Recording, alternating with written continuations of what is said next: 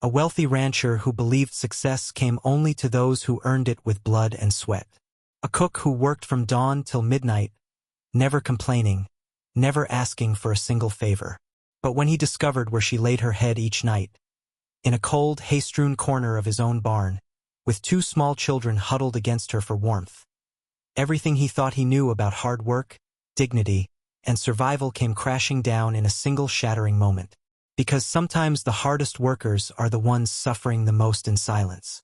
And what he did next would not only change her life forever, but force him to see every soul on his land in a completely new light. What dark secret had driven this quiet woman to hide in the shadows? And what shocking truth would make a man of iron question everything he'd built? In the vast Wyoming territory of late October 1883, the Double H Ranch sprawled across more than 3,000 acres, an empire carved out of wilderness by sheer will. Henry Hollister, its owner, was a hard man forged in harder times. Tall, broad-shouldered, with steel-gray eyes that missed nothing and forgave less. He had started with nothing, fought brutal winters and crashing cattle markets, and turned his spread into a powerhouse. Over 40 hands worked for him, 2,000 head of cattle grazed his fences, and his name carried real weight in Silver Creek and beyond. Henry lived by one unbreakable rule. You reap what you sow. Work hard and you'll be paid fair. Slack off and the gate's right there.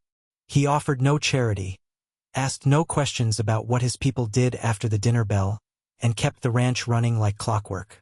That ruthless philosophy had made him rich, until the night it all began to crack. The air had turned razor-sharp, the first true bite of winter slicing through the darkness. Henry sat late in his small office off the main house, poring over ledgers by lamplight, a bottle of whiskey untouched beside him. The ranch had gone quiet. Hands bunked down, horses stabled, the big house silent except for the creak of old timber settling in the cold. He rose to shut the window shutters when a flicker of movement caught his eye near the barn. He froze, squinting into the moonlit yard. Those doors were supposed to be locked tight. Dutch Calloway, his foreman, saw to it every night without fail. Yet there, pale and ghostly in the moonlight, a small figure slipped through the side entrance, quick and careful, trying not to be seen. Henry's jaw tightened. Rustlers and drifters weren't rare out here. Thieves always circled big spreads looking for an easy mark. He grabbed his coat and hat, stepped into the biting night, boots crunching on frost, right hand resting on the revolver at his hip. Was it a lone thief? Or something worse? An old enemy come for revenge? Heart pounding, he moved through the shadows, closing in silent as a wolf. But as he neared, something felt wrong. The figure didn't move like a criminal. No hurried glances, no frantic search for loot, just bone-deep exhaustion. He eased the barn door open a crack and peered inside. What he saw hit him like a physical blow, freezing him in place. Clara Bennett, his cook, stood in the weak glow of a single lantern, shoulders slumped, every motion slow and deliberate. She'd been with the Double H for nearly 6 months. Quiet, flawless at her job, never a word of trouble. 3 full meals a day for the whole crew, kitchen always spotless, fresh bread on the table before sunrise. Henry paid her better than most ranches paid their cooks. She should have been able to rent a room in town, maybe even a small house. So why in God's name was she here, in his barn, in the dead of night? Clara knelt beside a pile of hay in the far corner, and that's when Henry saw them. 2 small faces peeking from beneath a threadbare blanket. Children, a girl of 7 or 8, tangled brown hair framing wide, watchful eyes that held far too much fear for a child. A younger boy clutching a hand-carved wooden horse, pressed close to his sister. They didn't speak, didn't cry, just stared at their mother with a quiet, heartbreaking understanding. Clara reached into her apron pocket and drew out 2 biscuits. Leftovers from supper, Henry realized with a sick twist in his gut. She handed one to each child, her voice soft as a whisper. Eat slow now. Make them last. Henry's chest constricted so hard he could barely breathe. She wasn't stealing. She was surviving right under his roof, right under his nose. How long had this been going on? What terrible chain of events had driven her to this? He stood rooted in the shadows, torn between storming in to demand answers and staying hidden. Something held him back, a gnawing instinct that there was far more to this story than he could see. He watched as Clara tucked the blanket tighter around her children, gently smoothing her daughter's hair with a tenderness that made his throat burn. The little girl whispered something too faint to hear. Clara shook her head and pressed a finger to her lips. The boy curled up, eyes already heavy, still gripping his toy horse. Clara didn't lie down beside them. Instead, she sat with her back against the rough barn wall, arms wrapped around her knees, staring into nothing. She looked hollowed out, exhausted beyond words, defeated by a weight she'd carried alone for far too long. Henry backed away without a sound, the cold night air slapping his face as he returned to the main house. Sleep never came. He sat at his desk staring at columns of numbers that now blurred into meaningless scribbles.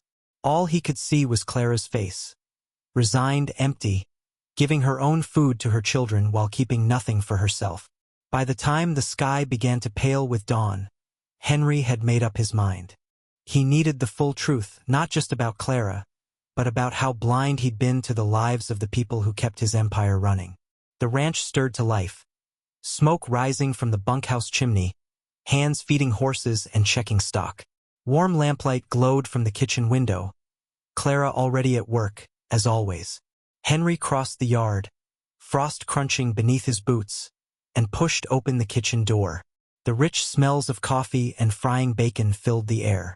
Clara stood at the stove with her back to him, moving with practiced efficiency despite the dark circles under her eyes and the faint tremble in her hands. "Morning, Mr. Hollister," she said quietly without turning. "Breakfast'll be ready in 10 minutes. Clara." His voice came out rougher than he meant. She stiffened but didn't face him. "Yes, sir." He hesitated. He could confront her right then, demand to know why she was living in his barn when he paid her good wages. But instinct told him that wouldn't get the whole story. "Never mind," he said finally. "Just letting you know I'll be riding the north pastures today. Back by evening." "Yes, sir." He walked out, but he wasn't going north. He circled behind the buildings and took up a hidden spot with a clear view of the kitchen. He felt foolish, a grown ranch owner spying on his own land. But he had to see for himself what he'd missed all these months. The morning dragged. Clara worked without pause, carrying platters to the dining hall, refilling coffee, clearing dishes long after the last hand had gone to work. Around mid-morning, Dutch emerged from the barn leading a horse. Clara stepped out with a bucket for the well. As they passed, Henry caught the look on his foreman's weathered face. Quiet concern, guilt almost. Henry intercepted him near the corral. "Dutch, how long have you known?" Dutch didn't pretend ignorance. "Couple months, I reckon. Found her and the young uns one night on my final check. She begged me not to tell you. Said she'd leave if I did." Henry's anger flared. "And you kept it from me?" "Wasn't my place, boss. She's a good woman, works harder than any 3 men here. Whatever put her in that barn, it ain't laziness." "What put her there, then?" "I pay her decent money." Dutch shook his head. "Money don't always stretch when life takes big bites out of it first." Henry glanced toward Clara returning from the well. "I'm riding to town. Need answers." In Silver Creek, Henry went straight to the general store. Martha Abernathy's sharp eyes softened when he asked about Clara. Her husband Samuel died a year ago. Log broke loose at the mill, crushed him. Left her with 2 little ones and a pile of debt. Company paid nothing. Medical bills, funeral costs, old loans, it all added up to near $300. She's been working herself to death trying to pay it off. $300. To most folks in town, it might as well have been $3,000. To Henry, it was pocket change. Yet it had condemned Clara and her children to a barn floor. He went next to Doc Peterson, who reluctantly confirmed the details. Samuel's agonizing 3-day death, Clara never leaving his side, the crushing bills that followed. She'd sold everything, even her wedding ring, but it hadn't been enough. The landlord evicted her 4 months ago. For months living in Henry's barn, and he'd never noticed. Rage, at the lumber company, at the world, at himself, burned in his gut as he rode home. He could pay the debt tomorrow, but Clara's fierce pride might make her refuse outright or vanish in shame. No, this needed a different path. That evening he went straight to the barn. Clara was settling the children for the night. She looked up and went white as death when she saw him. "Mr. Hollister, we need to talk, Clara. Right now." She stepped protectively in front of her children. "Please, don't send us away tonight. It's too cold. We'll be gone by morning, I swear." "I'm not sending you away." The words surprised even him with their gentleness. Confusion flickered across her face. "You're not." "No. But I need the truth. All of it." For a long moment she said nothing. Behind her, the boy began to cry softly. The girl tried to hush him. Finally Clara spoke, voice breaking. "I didn't want to be a burden. You gave me honest work when no one else would. I couldn't bear you thinking I was ungrateful. You're sleeping in a barn, Clara." "I know." Tears spilled down her cheeks. "But it's a roof.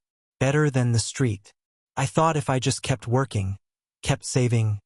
Henry's voice was quiet but firm. "I went to town today. I know about Samuel. The accident. The debts." Panic flashed in her eyes. "You had no right." "I had every right. You work my ranch, live on my land, and I never knew you were drowning. That's on me." She broke then, sobs shaking her thin frame. "Samuel was a good man. He worked hard. But when he died, no one cared. The company, the bank, they just wanted their money. I sold everything we had. But it wasn't enough. My babies are hungry, Mr. Hollister. They're cold. And I can't fix it." Something inside Henry shattered. All his life he'd believed hard work conquered everything.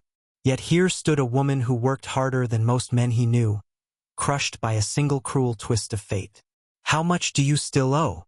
"About 300, maybe more now, with interest."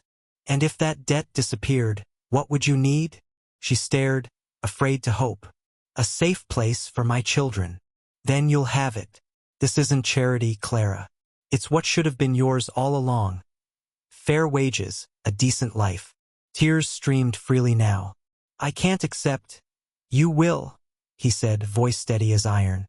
"Because if you don't, I'll have to live knowing I could have helped and didn't. And I won't carry that." She covered her face, shoulders shaking. The children clung to her. "Pack what you have," Henry said softly. "Tonight you sleep in the main house. Guest room's warm and has real beds. Tomorrow we'll settle the rest." He left before she could argue, mind already racing ahead. This wasn't just about Clara anymore. If one of his hardest workers had fallen this far without him noticing, how many others were suffering in silence? He found Dutch by the bunkhouse fire. "Ask around quietly. Find out who else is hurting. Debts, doctor bills, family troubles. I want to know." Dutch raised an eyebrow. "Fixing everybody's problems now? I'm making sure no one else sleeps in my damn barn without me knowing it. Fair wages aren't enough if life knocks people down and they can't get back up." 3 days later Henry called a meeting with his investors. He laid out the changes. Across-the-board raises. An emergency fund for workers in crisis. One investor stormed out in fury. The rest, moved by Clara's story and the hard numbers showing lower turnover would save money in the long run, voted yes. The next sunrise, Henry gathered every hand in front of the main house and told them everything. About Clara, about his blindness, about the raises and the fund starting that day. A stunned silence gave way to cautious joy, then real cheers. Men who'd worked years in silence suddenly stood taller. Clara approached afterward, eyes shining through tears. "I don't know how to thank you. Your cottage will be ready by week's end," Henry said. "Small place past the stables. Yours rent-free as long as you work here." She could only nod, holding her children close. For the first time in years, Henry Hollister felt he'd built something that truly mattered. Not just wealth, but a place where people could survive and maybe even live.